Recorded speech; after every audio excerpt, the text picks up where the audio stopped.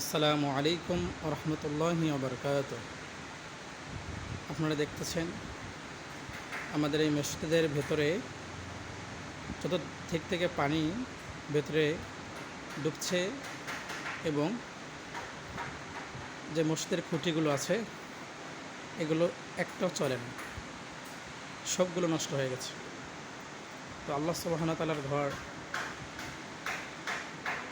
ওয়া তাআলার ঘরে ভেতরে পানি খুঁটি চলে না, তাই আল্লাহ সুবহানাহু ওয়া তাআলার ঘরটা অবশ্যই আমাদের খুব তাড়াতাড়ি দ্রুত ঠিক করা দরকার।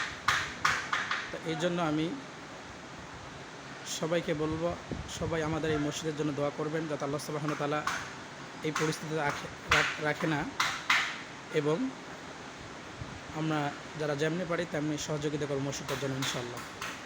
এবং আপনারা দেখতেছেন মসজিদের মেজর ঢালাইও ঠিক করে নাই এবং খুঁটিও চলে না, এবং চতুর্দিক থেকে পানিও ঢোকে আর কি, ভেতরে প্রবেশ করে। তাই এই জন্য আমি সবাইকে বলবো যে আল্লাহ সুবহানাহু ওয়া তাআলার ঘরটা দেখলে খুবই খারাপ লাগে, মন খারাপ হয়ে যায়। আল্লাহ সুবহানাহু ওয়া তাআলার ঘর এইরকম অবস্থা থাকলে সবাইকে খারাপ লাগার কথা।